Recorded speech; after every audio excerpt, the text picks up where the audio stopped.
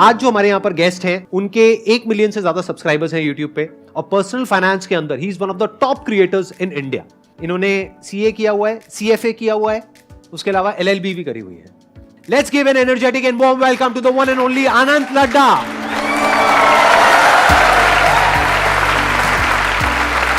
आइए, अरे अरे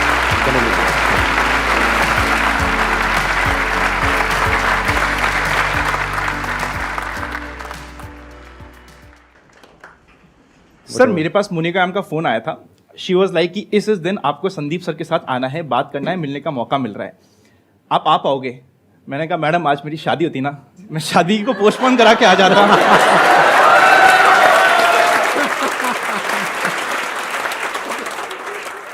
इनका जो एक्सपीरियंस है, इनकी जो अंडरस्टैंडिंग है वो नेक्स्ट लेवल है।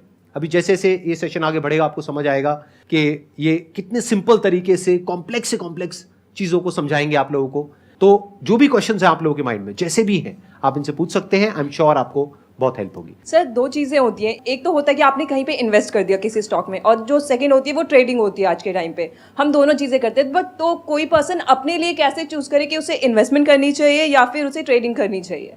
जब इन्वेस्टमेंट की बात करते हैं तो मुझे पर्सनली म्यूचुअल फंड और इंडेक्स फंड का रूट ज्यादा पसंद आता है, क्योंकि वहां पे आपने एक प्रोफेशनल फंड मैनेजर को पैसा दे दिया कि भाई मुझसे तू थोड़ा सा पैसा ले ले, पर मेरे ढंग से मैनेज कर लेना, क्योंकि मेरा इस चीज में प्रोफेशनलिज्म नहीं है। इन्वेस्टमेंट की बात करें, मुझे इंडेक्स फंड, म्यूचुअल फंड बहुत पसंद है। ट्रेडिंग क्या होती है, आपने किसी शेयर को लिया, हो सकता है उसका टाइम 3 वीक का हो, 3 महीने का हो, या फिर 3 साल का हो। अभी 3 वीक, 3 महीने, 3 साल में कैसे डिफरेंस? अगर आप शॉर्ट टर्म ट्रेड करते हैं, स्विंग ट्रेड करते हैं, उससे हम कहते हैं आपने एक शेयर को बाय किया है एक पर्टिकुलर स्विंग को कैप्चर करने के लिए। स्विंग क्या हुआ, यहां से स्टॉक चलना स्टार्ट हुआ, सिर्फ इस स्विंग को मैं कैप्चर करने की कोशिश कर रहा हूं। वहां पे आप होल्ड करोगे मे बी कुछ हफ्तों से लेके कुछ दिनों तक। सेकंड होता है पोजिशनल।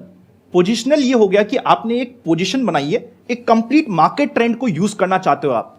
आपका टाइम होराइजन यहां पे हो जाता है मे बी 1 महीना, 2 महीना, 3 महीने के आसपास, मैक्सिमम 6 महीने तक आप कह सकते हो कि आपने पोजिशनली उस स्टॉक में एक पोजीशन बनाई है। लास्ट और सबसे डेंजर स्टाइल होती है इंट्राडे, कि आज बाय किया आज ही सेल करना है मुझे। दिक्कत किसी में नहीं है, everything works in this market, पर आपको देखना पड़ेगा कि आपके लिए क्या वर्क करता है। अगर आपको रातों रात अमीर बनना होता है, आप 2 में से एक काम करते हो। पहला, रैंडमली आके कॉल या पुट बाय करते हो कि भाई मैंने देखा था 5 गुना हो गया यार लास्ट एक्सपायरी में, ये कॉल कि भाई मेरे को इमीडिएटली डबल करना है या 5 गुना करना है पैसा। या फिर आप ऐसे स्टॉक में बाय करते हो जो बिल्कुल खत्म है, पेनी स्टॉक। ओनली पेनी पीपल बाय पेनी स्टॉक की 5 रुपए का मिल रहा है, 5 पैसे का मिल रहा है, इससे सस्ता क्या ही होगा और कितना ही टूट जाएगा। मैं तो कहता हूं अगर आपको पेनी स्टॉक बाय करने की इच्छा है ना, आप मत करो। आपको बेटर प्रोबेबिलिटी देता हूं, आपका पैसा भी जल्दी जल्दी बनेगा। कसिनो में आप खेलो रूले, रेड और ब्लैक, इमीडिएटली आपके पास जवाब आएगा। 48% चांसेस है आपका रेड आएगा, 48% चांस है आपका ब्लैक आएगा, बीच का 3-4% वो ग्रीन का हो गया। 48% की विनिंग प्रोबेबिलिटी, और टाइम जो आप चाह रहे हो कि जल्दी हो तो इमीडिएटली होगा। पर stock market is serious business, इसको सट्टा बाजार मत बनाओ। यहां पे अगर आप पेनी स्टॉक बाय करते हो, आपकी विनिंग की क्या प्रोबेबिलिटी है? 1%, 2%, 3%, कि आप एकदम ही भगवान के बंदे हो गए, भगवान ने आपके ऊपर आशीर्वाद रखा है, 4% मान लो। यहां पे मैंने आपको डबल पैसा करने का 1 सेकंड में ऑप्शन दिया है 48% प्रोबेबिलिटी के साथ। तो ये ना सीरियस बिजनेस है, इसको सट्टा बाजार मत बनाना। तो इसीलिए अगर आप ट्रेडिंग करना चाहते हो, स्किल को सीखने के लिए अगर आप टाइम देने के लिए रेडी हो, तब तो आप ट्रेडिंग करो। अगर आपको लगता है कि नहीं मेरे को रातों रात अमीर बनना है, तो आपका इनिशियल थॉट ही खराब है, आप छोड़ दो। स्टॉक मार्केट में क्या होता है, आप पैसा देते हो, शेयर लेते हो इन एक्सपेक्टेशंस कि आपका पैसा बनेगा। जिस लाइफ में आप अभी हो, जिस एज में आप अभी हो, आप जब स्टॉक मार्केट को टाइम देते हो, आप यहां पे अपना टाइम ट्रेड कर रहे हो। आपने टाइम दिया, जिसके अगेंस्ट में थोड़े बहुत पैसे भी आपने साथ में लगा दिए, थोड़ा बहुत 100, 200, 500, 1000 रुपए आया। पर क्या आपका टाइम अभी जिस एज में आप हो, स्टॉक मार्केट में टाइम देने के लिए वर्थ है? ध्यान से सुनना बहुत बड़ा पॉइंट है ये, और ये आप लोगों की एज ग्रुप में ये समझना बहुत इंपॉर्टेंट है। चाहे इन्वेस्टमेंट करना हो, चाहे ट्रेडिंग करना हो, पहले पैसा होना तो चाहिए ना जेब में। अगर आपने कम पैसे पे ट्रेडिंग करी भी या इन्वेस्टमेंट करी भी और थोड़ा बहुत पैसा आ भी गया, तो कम पैसे पे कितना पैसा आएगा? कम ही आएगा, ज्यादा कैसे आ जाएगा? तो अपने उस टाइम को इन्वेस्ट करना है अपनी स्किल पे। ये आप टाइम को ट्रेड कर रहे हो, आपका टाइम अभी बहुत वैल्यूएबल है। कई बार हम लोग ये सोचते हैं कि एजुकेशन से क्या फर्क पड़ जाएगा, XYZ ने बहुत अच्छा कर दिया। मैं तो कहता हूं विनिंग की प्रोबेबिलिटी, हम मैथ्स के आदमी, हमें मैथ समझ आती है। अगर मैं अच्छी एजुकेशन के बाद सक्सेसफुल होने की कोशिश करता हूं, मेरी शायद वहां पे प्रोबेबिलिटी 70, 80, 90% है। बिना एजुकेशन के शायद 1, 2, 3, 4, 5%। तो अगर आप इस समय अपने टाइम को ट्रेड करके अपनी एजुकेशन, अपनी फाउंडेशन स्ट्रांग कर सकते हो तो उस पर फोकस करो। बहुत बड़ी बात कह रहे हैं जिसमें एक्चुअल में इनका नुकसान है, क्योंकि अगर आप ट्रेडिंग शुरू कर देते हो या स्टॉक मार्केट में चले जाते हो और इनके चैनल पे जाते हो, जाकर के इनकी वीडियोस देखते हो, करते हो, तो उसमें इनका बेनिफिट है। लेकिन ये अपने नुकसान की बात कर रहे हैं आपके फायदे के लिए, जो बहुत बड़ी बात है। ये क्या कह रहे हैं कि अभी अपनी पढ़ाई पे फोकस करो, इनके चैनल पे आप 2 साल बाद आ जाना, 3 साल बाद आ जाना, कोई दिक्कत नहीं है। जल्दी क्या है, मैं ठीक कह रहा हूं ना? बिल्कुल सर। सर ये कौन सा कहीं जाने वाले हैं? ये भी यही है, मैं भी यही हूं, आप भी यही हो। मैं भी यही हूं, आप भी यही है, मार्केट भी इनका वेट कर रहा है। अच्छा, इसको ना इस तरीके से देखते हैं कि एक हो सकता है कि हमको क्या करना चाहिए स्टॉक मार्केट में या इन्वेस्टमेंट में या इन सब चीज़ों में क्या करना चाहिए, उसके ऊपर मेरे कई सारे सेशंस हैं। ऐसा क्या है जो हमको नहीं करना चाहिए, यानी कि इस एज ग्रुप में ऐसी क्या गलतियां हैं, 20s का एज ग्रुप है यहाँ पर, तो ऐसी क्या गलतियां हैं जो ये लोग करने वाले हैं, जो अगर आप पहले इनको अलर्ट कर सकें based upon your experience and understanding कि ये गलतियां हैं, ये तो कभी मत करना। जैसे आज हमने एक चीज़ सीखी कि अपनी एजुकेशन पे कॉम्प्रोमाइज़ नहीं करना है, क्योंकि एजुकेशन की जो ROI है, रिटर्न ऑन इन्वेस्टमेंट, वो बहुत ज़्यादा है।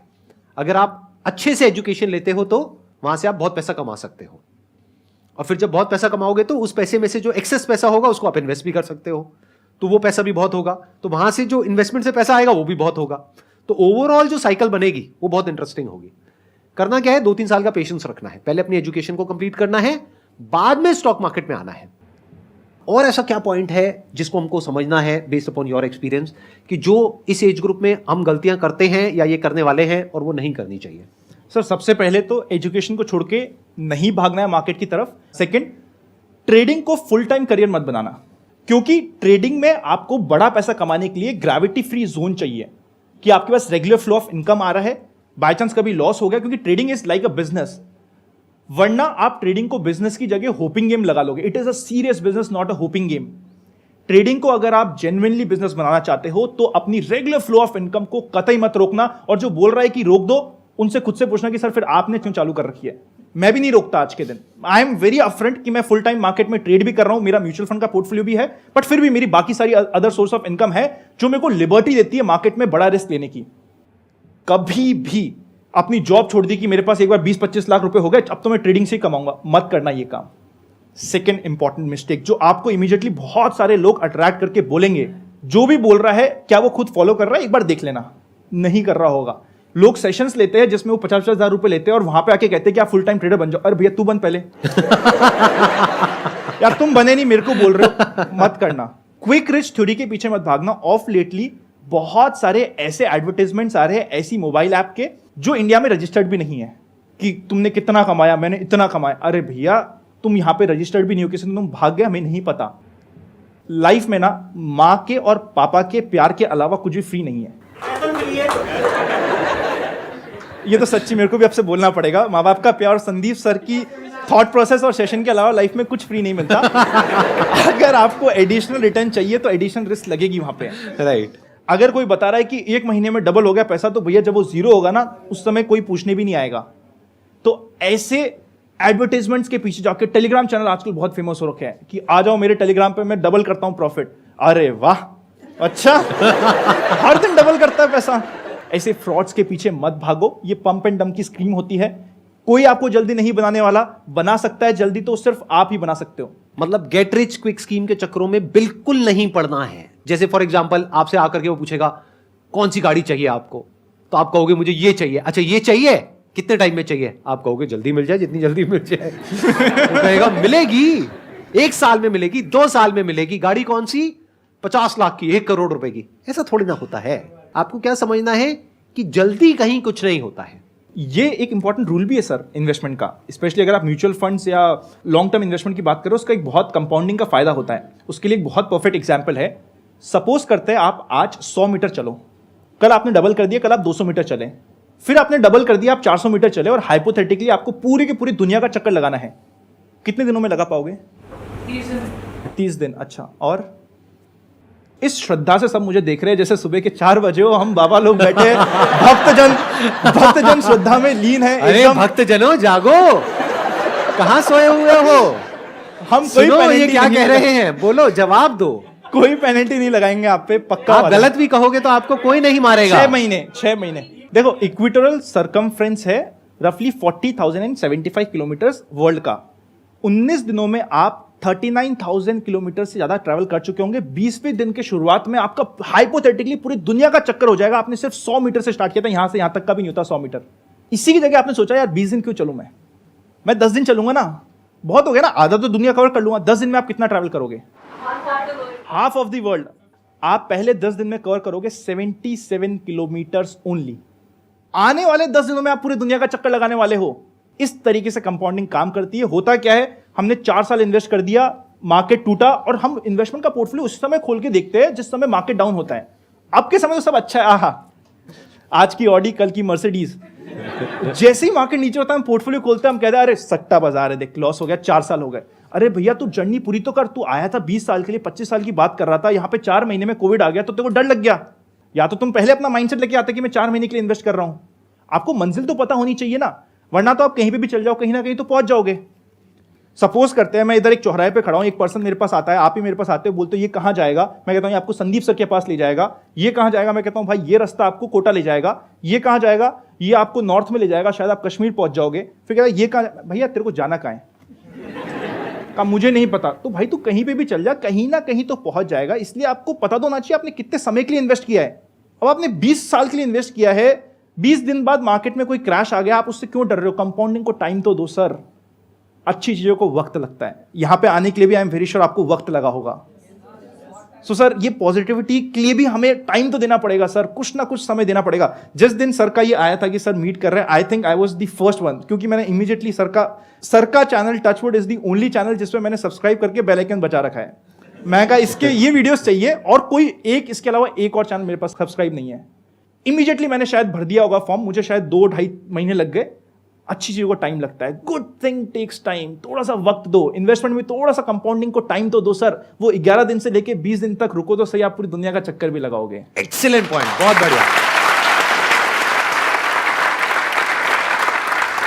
वो गोल क्या होना चाहिए? अभी ये गोल की बात कर रहे थे कि गोल होना चाहिए फाइनेंशियल प्लानिंग में। वो गोल क्या होना चाहिए? Patience is not a goal, patience is a virtue जो आपको वहां पे जाने में हेल्प करेगा। गोल क्या होना चाहिए? 40s में मेरे पास इतना अमाउंट होना चाहिए कि मैं उससे कुछ अपना बना सकूं, घर बना सकूं या कुछ भी बना सकूं। Exactly, let's give a big hand for her. है ना, परफेक्ट है ना बात? मतलब बेसिकली आपका गोल शॉर्ट टर्म होना ही नहीं चाहिए। अगर एक्चुअल में आप पैसा अच्छा बनाना चाहते हो तो, अगर अभी आपकी एज है 20 साल, तो आपका गोल यह होना चाहिए कि 20 साल बाद यानी 40 साल की एज में मेरे पास में इतना पैसा होना चाहिए। तो इसका मतलब क्या है? एक बार आपका गोल बन गया तो अब इस गोल से हटना नहीं है, क्योंकि मार्केट क्या करेगा, कभी ऊपर जाएगा, कभी नीचे जाएगा, कभी ये होगा, कभी वो होगा, देखना ही नहीं है, दिमाग ही नहीं लगाना। आपको बस मोटा मोटा दिमाग में ये बना करके रखना है कि जो आने वाले 20 साल हैं वो इंडिया के हैं। I am not just saying it, you can see it for yourself. देखो एक बार इंडिया में क्या हो रहा है, किस तरीके से हो रहा है। Do you buy this point? 100% connected with this point. I can prove this point. करिए प्रूफ। मजा आएगा, करते हैं। हाँ बताइए। आप मुझे बताइए कोई भी इकोनॉमी ग्रो कब करती है? नॉट ओनली इंडिया, कोई सी भी इकोनॉमी ग्रो कब करती है? सर मेनली उस इकोनॉमी में डिमांड हो जिसको फुलफिल करे, कंपनी सप्लाई करें, तो इससे एम्प्लॉयमेंट जनरेट होता है, और एम्प्लॉयमेंट जनरेट होगा तो लोगों को स्पेंडिंग सैलरी मिलेगी, और उस स्पेंडिंग सैलरीज बढ़ने से और नए बिजनेस क्रिएट होंगे और सप्लाई बढ़ेगी। बिल्कुल सही। स्पेंडिंग पावर जो सबसे मेन वर्ड था, खर्चा, क्योंकि किसी का खर्चा किसी की इनकम होती है, नॉर्मल अकाउंट से। अब हमें यह सोचना है कि क्या इंडिया में खर्चा होगा। उसके लिए क्या करते हैं, सपोज करते हैं ये एक बड़ा सा हॉल है, हमारे यहाँ पे 100-150 लोग बैठे हैं। अभी तो यहाँ पे सारे यंग है, बट फिर भी आप घर पे आके एक्सरसाइज करेगा। घर को 2 पार्ट में डिवाइड कर दीजिएगा। एक तरफ ऐसे लोग रखिए जिनकी एज 30 से ज्यादा है, दूसरी तरफ ऐसे लोग रखिए जिनकी एज 30 से कम है। आप अपने दिल पे हाथ रख के बताइएगा, मोर ऑफन देन नॉट, कुछ एक्सेप्शन हो सकते हैं, कौन ज्यादा सक्सेसफुल है, किसके पास ज्यादा पैसा है, कौन लाइफ में ज्यादा सेटल्ड है। 30+। महंगा फोन किसके पास है? बिलो 30। इंडिया में 40 करोड़ लोग ऐसे हैं जिनकी एज 20 से कम है। बच्चे खर्चा करते हैं। जब हम गोल भी बनाते हैं, बच्चे की एजुकेशन, बच्चे की मैरिज, बच्चे के लिए मेरे को ये घर बनाना है, बच्चे के अराउंड हमारे बहुत एक्सपेंडिचर होते हैं। आपने खुद ने प्रूव किया कि महंगा फोन 30 की एज के कम है। India is one of the youngest nation in the world. खर्चा सोचो कितना होगा। जब खर्चा होगा, किसी की इनकम बढ़ेगी, ऑब्वियसली इकोनॉमी बढ़ेगी। आप खुद मुझे बताओ, क्या आप आज से 10 साल बाद ज्यादा सक्सेसफुल हो गए, नहीं होगे? क्या आज से 10 साल बाद ज्यादा, आज जितना आप खर्चा कर रहे हो उससे ज्यादा खर्चा करोगे, नहीं करोगे? तो अगर आप खर्चा करोगे तो क्या कंपनीज ग्रो नहीं करेगी? तो आंसर आपके पास है। कोई वजह ही नहीं है कि ग्रोथ क्यों नहीं होगी अगले 20 साल में। जो भी चाहिए होता है ग्रोथ के लिए, एक बेसिक इंफ्रास्ट्रक्चर चाहिए होता है, इंटरनेट चाहिए होता है, एक यंग पॉपुलेशन चाहिए होती है, स्पेंडिंग पावर चाहिए होती है, अर्निंग पावर चाहिए होती है, वो सब आज हमारे पास में है और वो और इंप्रूव होता चला जा रहा है विद टाइम। पिछले कुछ टाइम में देखो कितनी यूनिकॉर्न्स बनी है। कंपाउंडिंग चल रही है सर, वहां पे भी लग रहा है। वहां पे भी कंपाउंडिंग चल रही है। हर कुछ दिन बाद देखो एक नई यूनिकॉर्न खड़ी हो जाती है। यूनिकॉर्न का मतलब सब लोग समझते हैं ना, मतलब एक ऐसी कंपनी जिसकी वैल्यूएशन है $1 billion, close to around 8,000 crore. ऐसी बहुत सारी कंपनीज हो गई हैं इंडिया में। तो अगर आप देखोगे, ध्यान से समझने की कोशिश करोगे, आने वाले जो 20 साल हैं वो इंडिया के हैं। तो इंडिया में फॉरेन इन्फ्लोज भी बढ़ने वाले हैं। तो अगर आज आपने प्रॉपर्ली इन्वेस्ट नहीं किया तो आप इस अपॉर्चुनिटी को मिस कर दोगे। 20 साल बाद बैठ करके रो रहे होगे। अब दूसरा पॉइंट आता है कि अगर आपको यह बात समझ आ रही है तो अपना गोल बनाओ 20 साल बाद का। मेरे से अगर पूछोगे मेरा गोल क्या है, वो है 20 साल कि अगर आज मैंने म्यूचुअल फंड में पैसा लगाया है, इंडेक्स फंड में लगाया है, मैंने डायरेक्टली स्टॉक्स में नहीं लगाया है, ना मैं ट्रेडिंग करता हूं, ना मैं स्टॉक्स में डायरेक्टली इन्वेस्ट करता हूं, या तो म्यूचुअल फंड्स के थ्रू करता हूं या इंडेक्स फंड के थ्रू करता हूं। तो मैंने जो अपना गोल बनाया हुआ है that is absolutely clear in my mind 20 साल। लॉन्ग टर्म में क्या होता है कि जो लॉस होता है ना या प्रॉफिट होता है वो परसीव्ड होता है, एक्चुअल नहीं होता है। दोनों में बड़ा फर्क है। ट्रेडिंग में क्या हो रहा है, आप शॉर्ट टर्म में कर रहे हो काम, तो 100 रुपए का 90 रुपए रह गया तो वो परसीव लॉस नहीं है, क्योंकि आपने लिया ही शॉर्ट टर्म के लिए था। आपने सोच करके लिया था कि मैं 1 महीने के लिए ले रहा हूं, तो 1 महीने के अंदर अगर वो 90 रुपए टच कर गया तो आपको बेचना है, ये रूल है आपका। नहीं तो वो 10 रुपए भी रह सकता है। बट लॉन्ग टर्म में क्या होता है कि जब आपने अपना एक गोल बना लिया, जो अभी थोड़ी देर पहले हमने बात करी थी कि अपना एक 20 साल का आपने गोल बना लिया। मानो मैंने अपना एक गोल बना लिया 20 साल का, मेरा मान लो 1 लाख का पोर्टफोलियो है, उसमें से 50,000 रुपए मैंने लगा दिया म्यूचुअल फंड में, 50,000 मैंने लगा दिया इंडेक्स फंड में। अब हुआ क्या, 5 साल बाद मार्केट क्रैश कर गया। हर 5-10 साल में एक बार एक बड़ा क्रैश आता ही आता है। मान लो आधे से क्रैश कर गया, तो क्या मुझे 50,000 का लॉस हो गया? लगाओ दिमाग। लॉस तब हुआ अगर मैंने वो लॉस बुक किया, यानी मैंने बेच दिया तो, मैं बाहर निकल गया तो। नहीं तो वो परसीव्ड लॉस है, वो किताबों में दिख रहा है, एक्चुअल में नहीं है, क्योंकि मार्केट फिर 1-2 साल बाद वापस से ऊपर आएगा। और हर बार जब नीचे के बाद में ऊपर आता है तो पुराने हाई को तोड़ देता है। जैसे कोविड के टाइम पे जो पीक थी सेंसेक्स की, I think that was around 40-45,000 के आसपास में, और एक बार को मार्केट नीचे गया 26,000 तक भी गया था। अभी जो नई पीक बनाई है वो 62,000 के आसपास है। तो अगर कोविड के टाइम पे क्रैश हुआ मार्केट और आपने बेच दिया तो वो एक्चुअल लॉस हो गया आपका। बट अगर आपने होल्ड करके रखा, क्योंकि आपका मोटिव शॉर्ट टर्म है ही नहीं, आपका मोटिव 20 साल का है, तो लॉस कहां हुआ? लॉन्ग टर्म में तो आप 20 साल के लिए आराम से बैठे हो, आपको क्लियर नजर आ रहा है कि 20 साल में आगे ग्रोथ आनी ही आनी है, तो 20 साल में ये होगा, बस खत्म। तो 20 साल तक देखना नहीं है क्या ऊपर जा रहा है क्या नीचे जा रहा है। बिल्कुल ऐसा है जैसे किसी घर में आप रह रहे हो, आपने वो खरीदा घर मानो 50 लाख रुपए का। अब आपने डीलर से जाकर के पूछा, हाँ भाई कितने का है? उसने कहा 30 लाख रुपए का। तो क्या करोगे, घर बेच दोगे? क्या करोगे? रहोगे ना उसी घर में 2-4 साल, 5 साल, 10 साल, फिर वापस वो 1 करोड़ का हो गया तो क्या करोगे, बेच दोगे? बट मान लो आपकी एक विजन है, एक गोल है कि इस घर में मुझे इतने साल ही रहना है, मानो 20 साल तक रहना है, क्योंकि ये 3 BHK है जब तक कि आपके 2 बच्चे हैं। बट मान लो आपके बच्चे हो जाते हैं 20, तो अब आपको बड़ा घर चाहिए ना। हंस क्यों रहे हो? 20 ज्यादा हो गया क्या? कोशिश करो, सब होगा। एवरीथिंग इज पॉसिबल, आसान है। तो 20 साल में there is a strong possibility कि उस प्रॉपर्टी की वैल्यू जितने की आपने ली थी 20 साल पहले उससे ज्यादा ही होगी ना। तो इसलिए गोल सेटिंग बहुत इंपॉर्टेंट है इन्वेस्टिंग में।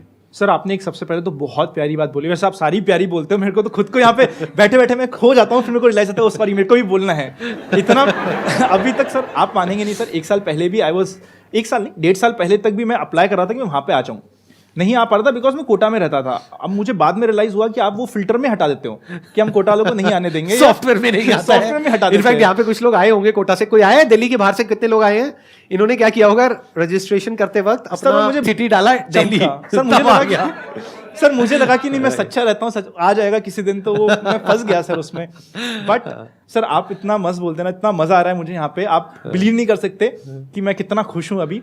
My pleasure. हाँ बताइए तो अब मैं फिर भूल गया मैं इतना नर्वस ना, मैंने मेरी वाइफ को प्रपोज किया था ना, उस समय मैं नर्वस नहीं होता जितना मैं यहाँ पे अभी सर के सामने बैठ के, इतने मजा आ रहे हैं ना। आप थोड़ा सा बताएंगे आपने अपनी वाइफ को कैसे प्रपोज किया था? थोड़ा टॉपिक को चेंज करते हैं ना, मतलब कैसे मिले, क्या थोड़ा लव स्टोरी बीच में एक? सर अरेंज मैरिज है, फैमिली ने मिलाया था, मिलाने के रफली 3 महीने बाद तक मैंने रिप्लाई नहीं दिया बिकॉज मेरे एक एग्जाम आया हुआ था। मैंने कहा मैं एग्जाम के बाद इस पे ध्यान लगाऊंगा, क्योंकि घर वाले बोल के रखे थे कि बेटा प्यार मोहब्बत धोखा है, पढ़ ले बेटा मौका है, तो मैं पढ़ने पे ध्यान दे रहा था। फिर जब शादी फाइनल हुई और रोका हुआ, सो इनकी फैमिली बहुत ही चिल्ड थी, सो हम लोग शादी से पहले भी काफ़ी घूमे, काफ़ी वेकेशंस हुई। एक्चुअल प्रपोज मैंने इन्हें किया था हमारे हनीमून पे, जब हम न्यूजीलैंड गए थे। हम लोग ने स्काई डाइविंग करी, ये स्काई डाइविंग करके नीचे आया और नीचे लिखा हुआ था will you be my wife, इस तरीके से प्रपोज किया था। बहुत बढ़िया। Thank you so much for coming, Thank you it so means a much, lot sir. To me and to everybody जो लोग यहाँ पर हैं और जो लोग वीडियो में देख रहे हैं, सबको आज आपसे बहुत कुछ सीखने को मिला, मुझे पर्सनली बहुत कुछ सीखने को मिला। Thank you so much for coming sir completely my pleasure, thank you. Thank you ji.